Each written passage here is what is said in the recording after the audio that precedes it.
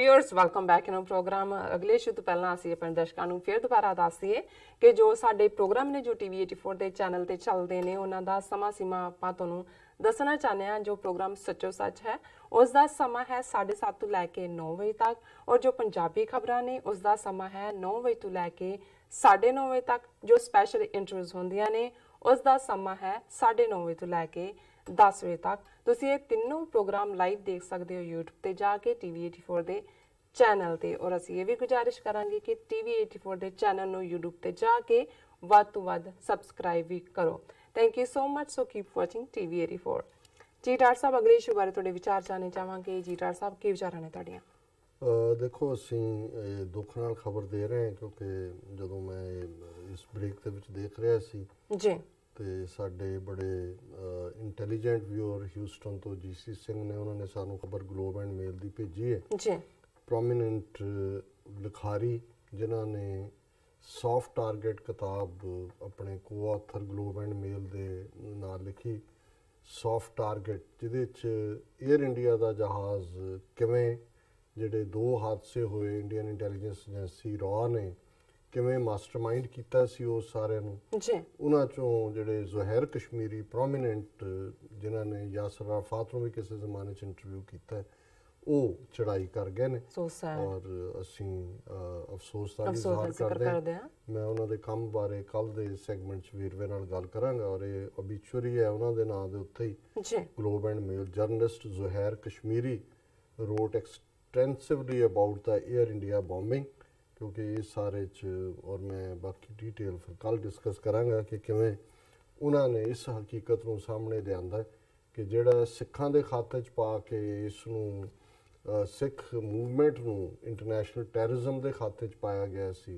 इन्हां दी बहादुर इस लिखत ने किताब ने सॉफ्ट टारगेट ने दस्सिया कि सारा ही जिहड़ा ऑपरेशन सी एयर इंडिया का कनिष्का जहाज़ का ये इंडियन इंटैलीजेंस एजेंसी रॉ, और उन्हां दा किताब च बड़ा क्लीयरली सी कि भी जे सबूत चाहिए ने सीसस नूं तो उन्होंने कहा भी take your vehicles to the Indian high commission in Ottawa and Indian consulates in Toronto and Vancouver and you'll get bus loads of proofs that how their fingerprints are on this action. So ज़ाहिर तौर ते असीं उन्हां दी इस साडे तो विदाई और ज़ाहिर है जाना हर एक ने पर मैं समझदा भी सिख कौम हमेशा ही उन्होंने याद रखती है जिन्हों ने वेड़े कवेड़े खा का नारा मारिया। सो मैं समझदा भी जे ये सॉफ्ट टारगेट किताब ना होंदी तो फिर ये साडे खाते च रहिंदा, और उन्होंने एक्सपोज किया सी। हालांकि उदों इंडियन हाई कमीशन गवर्नमेंट का ट्रैश है, ये है, वो है, पर मैं वेरवे दे नाल कल इस उत्ते गलबात करांगे। दूसरे पासे असीं क्योंकि एक सैगमेंट साडा जरूर हुंदा है जिहड़ा साउथ एशिया दे विच की चल रहा है, और जिहड़ी इस वेले गेम चल रही है, एक पासे चाइना नूं न्यूट्रलाइज करन दे लई अमरीका बिजनेस जिहड़ा आपसी टिफ चल रहा है, दूसरे पासे अफगानिस्तान चो एग्जिट स्ट्रैटजी अमरीका दी है, उस दे लई किवें जिहड़ा है वो इंडिया गेम प्ले कर रहा है अमरीका के कहण ते, और पाकिस्तान नूं मार्जिनलाइज करने की कोशिश की जा रही है। थर्डली असी देख रहे हैं कि भी ये बावजूद चाइना जिहड़ी पुरानी 7-8 हज़ार साल पुरानी सिविलाइजेशन है वो हर पक्ष तो बिजनेस पक्ष तो भी ये बावजूद कि अमरीका नाल उन्होंने टक्कर लई है, वो एज ए मिलिटरी पावर भी और अदरवाइज भी अपने इन्फ्लुएंस नूं वधा रहे हैं। लेकिन इंडिया जो कुछ कर रहा है अपनियां अकलीयतां दे नाल, माइनॉरिटीज़ नाल, घट गिणतियां नाल, सिखां नाल, कश्मीरियां नाल, मुसलमानां नाल, भारत 200 मिलियन मुसलमान ने, ईसाइयां दे नाल, दलितां दे नाल। हुण क्योंकि अमरीका एक हमेशा जदों भी असीं ह्यूमन राइट वर्ड सुनते रहे पढ़ते रहे अमरीका ही चैंपीयन मन्निया जाता सी।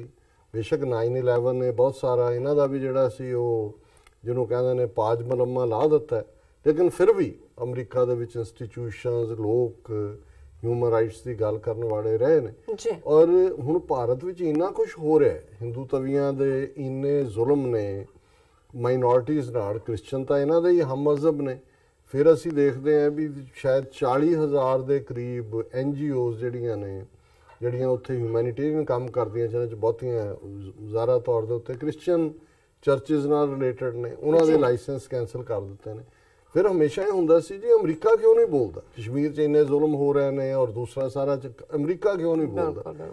ਸੋ ਗੱਲ ਇਹ ਹੈ ਵੀ ਜਦੋਂ ਬੋਲਣ ਵਾਲੇ ਦੇ ਮੂੰਹ ਦੇ ਵਿੱਚ ਤੁਸੀਂ ਹੀਰੇ ਜਵਾਹਰਾਤ ਪਾ ਦਿਓ ਫਿਰ ਕਿੱਥੋਂ ਬੋਲਣਾ। ਹੁਣ ਅਮਰੀਕਾ ਜਿਹੜਾ ਭਾਰਤ ਦਾ ਐਂਬੈਸਡਰ ਨਵਤੇਜ ਸਿੰਘ ਸਰਨਾ ਟਰਬਨ ਸਿੱਖ ਜਿਹੜਾ ਰੱਖਿਆ ਸੀ, ਉਹਨਾਂ ਨੇ ਉਹਨੂੰ ਵੀ ਐਕਸਟੈਂਸ਼ਨ ਵੀ ਦਿੱਤੀ ਸੀ ਕਿਉਂਕਿ ਉਹ ਚੰਗਾ ਵਧੀਆ ਜਿਹੜੇ ਵੀ ਰੈਂਟਾ ਸਿੱਖ ਹੋਏ ਰੈਂਟਾ ਮੁਸਲਮਾਨ ਉਹਨਾਂ ਨੂੰ ਸੂਟ ਕਰਦੇ ਨੇ। ਜਿਵੇਂ ਇਹਨਾਂ ਨੇ ਰੱਖਿਆ ਹੋਇਆ ਅਮਰੀਕਨਾਂ ਨੇ ਖਾਲਿਦ ਜ਼ਾਦ, ਉਹਨੂੰ ਤੋੜ ਦਿੰਦੇ ਨੇ ਉੱਥੇ ਅਫਗਾਨਿਸਤਾਨ ਦੀ ਗੱਲਬਾਤ ਲਈ। ਉਹਨਾਂ ਨੇ ਇੰਡੀਆ ਵੀ ਆਇਆ ਹੋਣਾ ਜਾਂ ਆਉਣਾ ਉਹਨੇ ਇਹਨਾਂ ਦਿਨਾਂ 'ਚ, ਲੇਕਿਨ ਅਲਟੀਮੇਟਲੀ ਉਹਦੀ ਟਰਮ ਮੁੱਕ ਗਈ। ਹੁਣ ਜਿਹੜਾ ਨਵਾਂ ਐਂਬੈਸਡਰ ਆਇਆ ਹੈ ਹਰਸ਼ਵਰਧਨ ਸ਼੍ਰਿੰਗਲਾ, ਉਹਦੇ ਲੱਗਦਾ ਇਹ ਨਾਰਥ ਈਸਟ ਦਾ ਹੀ ਮੈਨੂੰ ਲੱਗਦਾ ਉਹਦੇ ਫੇਸ ਤੋਂ, ਉਹਦੀ ਤਸਵੀਰ ਤੋਂ। ਲੇਕਿਨ ਉਹਨੇ ਪਹਿਲੀ ਵਾਸ਼ਿੰਗਟਨ 'ਚ ਟੇਕ ਓਵਰ ਕਰਨ ਤੋਂ ਬਾਅਦ ਜਿਹੜਾ ਇਹਨਾਂ ਨੇ US India business council chamber ਬਣਾਇਆ ਹੋਇਆ ਹੈ, ਉਹਦੇ ਪਹਿਲੇ ਇਕੱਠ ਨੂੰ ਉਹਨੇ ਐਡਰੈਸ ਕੀਤਾ। ਯਾਨੀ ਉਹਦਾ ਪਹਿਲਾ ਇੰਟਰੈਕਸ਼ਨ ਸੀ ਵਪਾਰੀਆਂ ਦੇ ਨਾਲ। ਔਰ ਜਿਹੜੀ ਖਬਰ ਇਹਨਾਂ ਦੇ ਮੀਡੀਆ 'ਚ, ਇਹਨਾਂ ਦੀ ਨਿਊਜ਼ ਏਜੰਸੀ ਦੀ ਹੈ PTI ਦੀ, ਉਹ ਦੱਸਦੀ ਹੈ, ਅਸੀਂ ਇਸ ਦੇ ਲਈ ਜਿਹੜਾ ਹੈਡਿੰਗ ਹੈ ਉਹਦੇ 'ਚ ਲਫ਼ਜ਼ ਬਰਾਈਬ ਇਸਤੇਮਾਲ ਕੀਤਾ, ਰਿਸ਼ਵਤ। ਇੱਕ ਰਿਸ਼ਵਤ ਹੁੰਦੀ ਹੈ ਸਾਡੇ ਉਹਨਾਂ ਸੁਸਾਇਟੀਜ਼ ਕਿ ਜੀ ਦੱਸ ਇਹ ਕੰਮ ਕਰਨਾ ਕਿੰਨੇ ਪੈਸੇ ਲੈਂਗੇ। ਇੱਕ ਹੁੰਦਾ ਹੈ ਉਹਨੂੰ ਤੁਸੀਂ ਭਾਵੇਂ ਰਿਸ਼ਵਤ ਨਹੀਂ ਕਹਿੰਦੇ, ਉਹਨੂੰ ਜੀ ਬਿਜ਼ਨਸ ਡੀਲ ਕਹਿੰਦੇ ਹੋ, ਪਰ ਜਦੋਂ ਤੁਸੀਂ ਕਹਿੰਦੇ ਹੋ ਜੀ ਮੈਂ ਇਹ ਸੌਦਾ ਸਮਾਨ ਤੇਰੇ ਤੋਂ ਖਰੀਦਾਂਗਾ ਇੰਨੇ ਦਾ, ਤੇ ਜਿਹੜਾ ਹੁਣ ਤੂੰ ਦੱਸ ਵੀ ਮੇਰੇ ਤੇਰੇ ਕੀ ਸਵਾਲ ਹੈਗਾ ਜੀ, ਨਹੀਂ ਤੁਸੀਂ ਕਰੋ ਸਹੀ, ਤੁਸੀਂ ਬਿਸਮਿਲ੍ਲਾ ਕਰੋ, ਸ਼ੁਰੂ ਕਰੋ। ਤੁਹਾਡੇ ਵਰਗਾ ਤਾਂ ਕੋਈ ਸਾਡਾ ਗਾਹਕ ਹੀ ਨਹੀਂ ਹੈ ਔਰ ਤੁਹਾਡੇ ਵਰਗਾ ਕੋਈ ਚੰਗਾ ਬੰਦਾ ਨਹੀਂ ਹੈ, ਤੁਹਾਡੇ ਵਰਗਾ ਕੋਈ ਨੇਕ ਇਨਸਾਨ ਨਹੀਂ ਹੈ। ਸੋ ਇਹ ਜਿਹੜਾ ਚੱਲ ਰਿਹਾ ਹੈ, ਜਿਹੜਾ ਅੱਜ ਵਪਾਰ ਦੇ ਨਾਂ ਥੱਲੇ ਹਿਊਮਨ ਰਾਈਟਸ ਜਿਹੜੇ ਨੇ ਉਹਨਾਂ ਦਾ ਕਤਲ ਹੋ ਰਿਹਾ ਹੈ, ਔਰ ਇਹਦਾ ਸਬੂਤ ਉਹਨੇ ਖੁਦ ਹੀ ਦਿੱਤਾ ਉਸ ਐਂਬੈਸਡਰ ਨੇ, ਇਸ ਹਰਸ਼ਵਰਧਨ ਸ਼੍ਰਿੰਗਲਾ ਨੇ। ਔਰ ਖਬਰ ਹੈ India to buy $5 billion worth oil gas from US and to spend $18 billion in defense। ਉਹਨਾਂ ਨੇ ਕਿਹਾ ਜੀ ਅਸੀਂ ਇਸ ਸਾਲ ਦੇ ਵਿੱਚ ਅਮਰੀਕਾ ਤੋਂ $5 ਬਿਲੀਅਨ ਦਾ ਤੇਲ ਤੇ ਗੈਸ ਖਰੀਦਾਂਗੇ ਔਰ $18 ਬਿਲੀਅਨ ਦੇ ਅਸੀਂ ਤੁਹਾਡੇ ਤੋਂ ਹਥਿਆਰ ਖਰੀਦਾਂਗੇ। ਸੋ ਜਿਨ੍ਹਾਂ ਨੂੰ $23 ਬਿਲੀਅਨ ਇਹਨਾਂ ਦਾ, ਹੁਣ ਤੁਸੀਂ ਗਿਣਤੀ ਇਹਨੂੰ ਭਾਰਤੀ ਰੁਪੀਸ ਕਨਵਰਟ ਕਰੋ, ਮਗਰ 60-65 ਰੁਪਏ ਦਾ ਹੋਣਾ ਅੱਜ ਕੱਲ੍ਹ ਵੀ, ਔਰ ਇਹ ਤਾਂ ਖਰਬਾਂ ਰੁਪਏ ਬਣ ਜਾਂਦੇ ਨੇ। ਬਿਲਕੁਲ, ਜਿੱਥੇ 40% ਲੋਕ ਗਰੀਬੀ ਰੇਖਾ ਤੋਂ ਥੱਲੇ ਨੇ, ਜਿਨ੍ਹਾਂ 'ਚ ਇਹਨੇ ਦਾਅਵਾ ਕੀਤਾ ਸੀ, ਪਹਿਲਾਂ ਵਾਅਦਾ ਵੀ ਕੀਤਾ ਸੀ ਅਸੀਂ ਹਰ ਇੱਕ ਦੇ ਲਈ ਟਾਇਲਟ ਬਣਾ ਦੇਵਾਂਗੇ, ਹਰ ਇੱਕ ਨੂੰ। ਜਿਹੜਾ ਕਿੱਥੇ ਨੇ ਟਾਇਲਟ? ਲੋਕ ਤਾਂ ਮਰ ਰਹੇ ਨੇ, ਕਿਸਾਨ ਲੱਖਾਂ ਮਰ ਗਏ ਪਿਛਲੇ 4 ਸਾਲ 'ਚ ਆਤਮਘਾਤ ਦੇ ਨਾਲ। ਹੁਣ ਇਹ ਜਿਹੜਾ ਕੁੱਲ ਮਿਲਾ ਕੇ $23 ਬਿਲੀਅਨ ਦੀ ਸੌਦੇਬਾਜ਼ੀ ਹੈ, ਸੌਦੇਬਾਜ਼ੀ ਨਹੀਂ ਹੈ, ਇਹ ਬਰਾਈਬ ਹੈ ਕਿ ਭਾਈ ਅਸੀਂ ਜੋ ਕਰਦੇ ਆ ਤੁਸੀਂ ਮੂੰਹ ਬੰਦ ਰੱਖੋ, ਸਾਨੂੰ ਜਿਹੜਾ ਤੁਸੀਂ ਇੰਟਰਨੈਸ਼ਨਲੀ ਜਿਹੜਾ ਸਾਡੀ ਪਿੱਠ ਠੋਕੋ। ਔਰ ਇਹ ਸਾਰੇ ਚੋਂ ਇਹ ਖਬਰ ਦੀ ਡਿਟੇਲ ਹੈ। India has committed to purchasing $5 billion worth of oil and gas from US per annum and $18 billion worth of defense equipment that are under implementation, a top Indian diplomat here said, highlighting the growing bilateral trade cooperation। और उन्होंने कहा कि भी at a reception hosted in honor of Ambassador Harshvardhan Shringla, jada India Business Council Shringla said India had been sourcing and buying much more from US than ever in the past। उन्होंने कहा जी इन्ना सी ਕਦੇ ਨਹੀਂ ਲਿਆ America ਤੋਂ ਜਿੰਨਾ ਹੁਣ ਲੈ ਰਹੇ। ਔਰ ਫਿਰ ਉਹਨੇ ਜਿਹੜੀਆਂ ਮੈਂ ਫਿਗਰਸ ਕਹੀਆਂ ਉਹਨਾਂ ਨੂੰ ਰਿਪੀਟ ਕੀਤਾ, ਔਰ ਇਹ ਲੰਬੀ ਚੌੜੀ ਖਬਰ ਹੈ।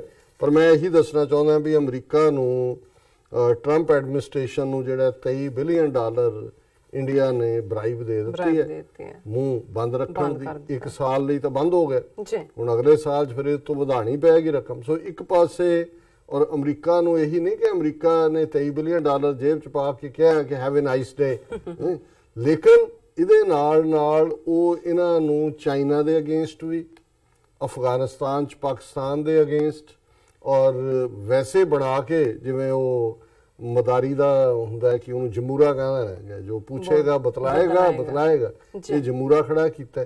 ਪਰ ਇਹਦੇ ਨਾਲ ਅਸੀਂ ਦੇਖਦੇ ਹਾਂ ਵੀ ਜਿਸ ਚਾਈਨਾ ਦੇ ਅਗੇਂਸਟ ਇਹ ਖੜਾ ਕਰਦੇ ਨੇ ਜਾਂ ਜਿਹਦੇ ਨਾਲ ਇੰਡੀਆ ਵਾਲੇ ਵੀ ਆਪਣਾ ਜਿਹੜਾ ਉਹ ਕਿ ਜੀ ਅਸੀਂ 2025 ਤੱਕ ਚਾਈਨਾ ਨੂੰ, ਉਹਨਾਂ ਦਾ ਉਹ ਆਪਣੇ ਬਲਬੂਤੇ ਤੇ ਕਿੱਧਰ ਨੂੰ ਜਾ ਰਹੇ ਨੇ।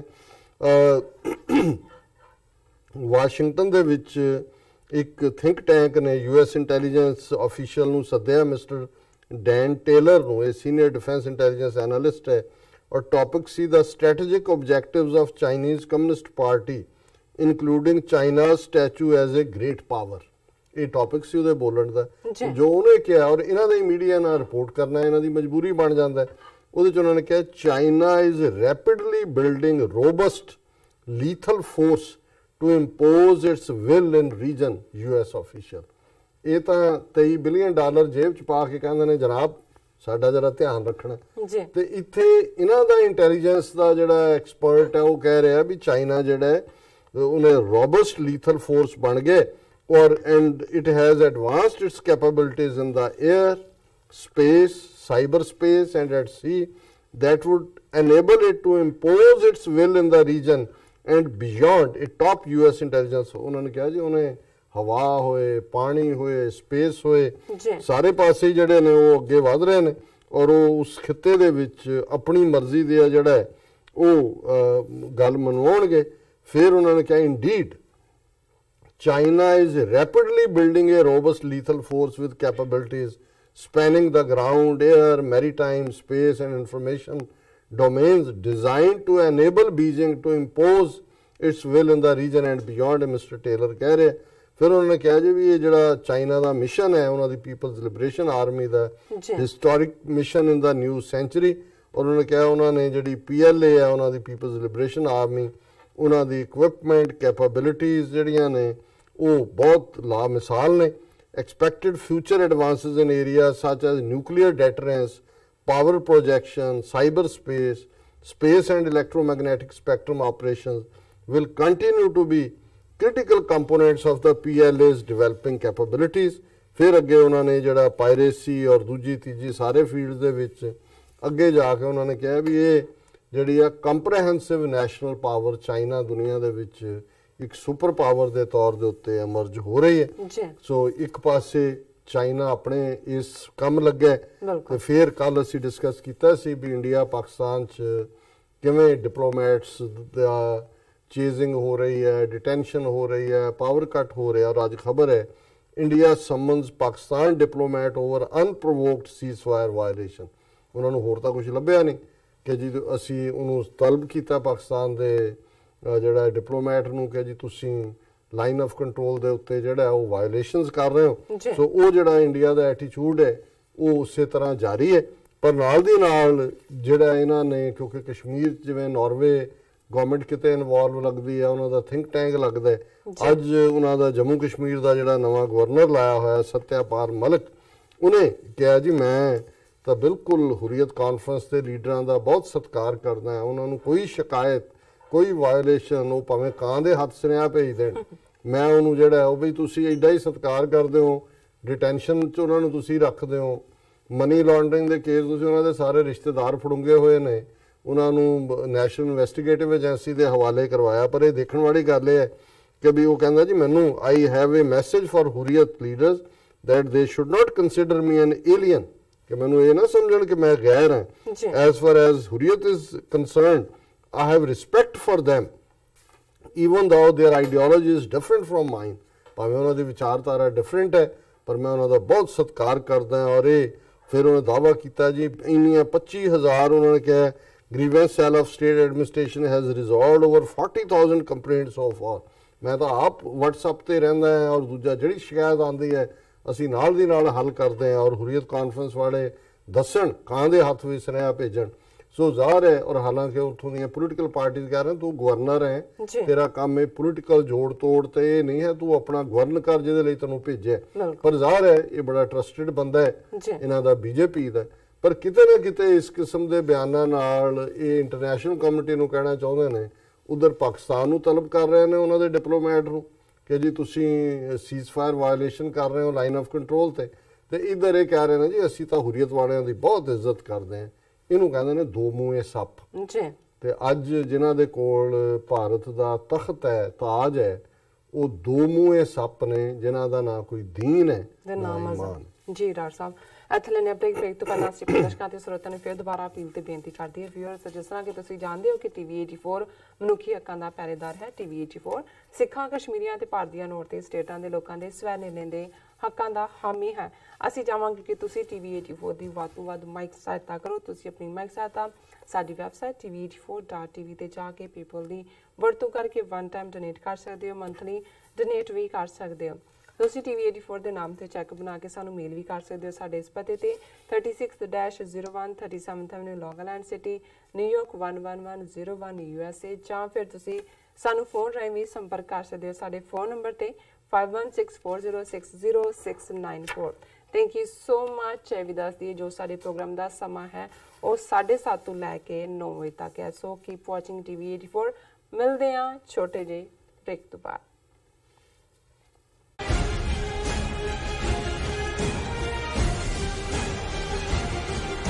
4 ਫਰਵਰੀ 1986 ਨੂੰ ਵਾਪਰੇ ਸਾਕਾ ਨਕੋਦਰ ਦੇ ਨੌਜਵਾਨ ਸ਼ਹੀਦਾਂ ਦੀ 33ਵੀਂ ਵਰ੍ਹੇਗੰਢ ਮੌਕੇ 3 ਫਰਵਰੀ 2019 ਦਿਨ ਐਤਵਾਰ ਨੂੰ ਗੁਰਦੁਆਰਾ ਸਿੱਖ ਕਲਚਰਲ ਸੁਸਾਇਟੀ ਨਿਊਯਾਰਕ